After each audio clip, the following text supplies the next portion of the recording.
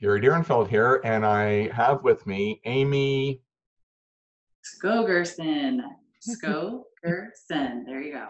You know, we have those kinds of last names that we have to say it slowly for people to appreciate. Amy, where in the world are you?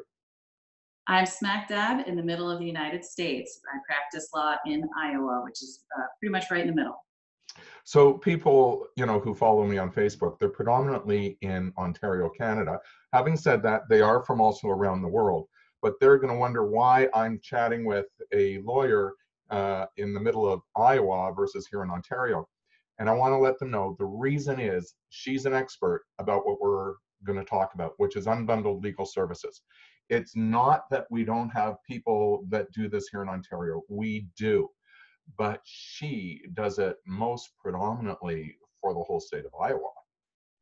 So, Amy, help us to understand, what are unbundled legal services? All right, fair question, and one that we get asked a lot.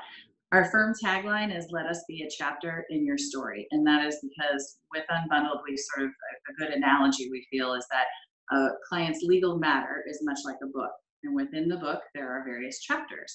For example, there's sort of a middle, or I'm sorry, a beginning, a middle, and an end to that client's case. And so what we do is have to pay full price for full representation, or perhaps an unknown amount for hourly work. We break it up into pieces, and we offer some things on an hourly rate, but we also offer a lot of services that are more individual on a flat fee rate. So if I'm that client, I can't afford to have you run my whole case. I can get you for a chapter, or I can get you for a piece of that case. Yes, that is correct. A chapter or even a paragraph sometimes. It just depends on what your needs are. And I would also point out that sometimes it's affordability. Sometimes it's simply people wanting to be more involved in their own representation. And so it may not, sometimes it is an economic issue, but sometimes it's not. And it's simply people wanting a little bit more DIY, if you will, a little bit more where they have a say and they feel they can handle certain parts of it and we can handle the rest. I happen to think that this is an amazing service. When we look at the research, there are so many self-represented litigants. These are folks, some 50 to 70 to 80% of people who are involved in family court now, they're representing themselves. That's what we mean by self-represented litigants. It doesn't mean that they don't need some legal support from time to time. Absolutely. Absolutely. That's definitely a similar statistic here in the United States. And it's become a real problem where courts are getting clogged because there are not enough affordable legal services available for people who are representing themselves. And so the courts are having to set many, many hearings in order to just try to assist self-represented litigants getting through the court system. Whereas now what we offer allows folks to come in and get anything from something as simple as coaching to perhaps preparing a child support worksheet or attending mediation with them. So they have legal guidance that will lead to a better opportunity for settlement for them. So by doing this, we're able to assist a lot more clients in getting through the court process smoothly. Now, people don't need to go to Iowa No. to get this. These are services that are available in other communities. I just wanted you to explain it. Now, people know that I don't do litigation. I don't really support litigation. So the truth of the matter is, I don't know you through litigation. I know you through collaborative family law. And we both just attended a fabulous workshop, or not workshop, conference this past weekend in Chicago. What did you make of the conference? Well, it's pretty tough to beat the presentations that are provided at an event such as that, particularly with the International Academy of Collaborative Professionals, the group that put that event on. I would also say that really collaborative was my first experience with Unbundled.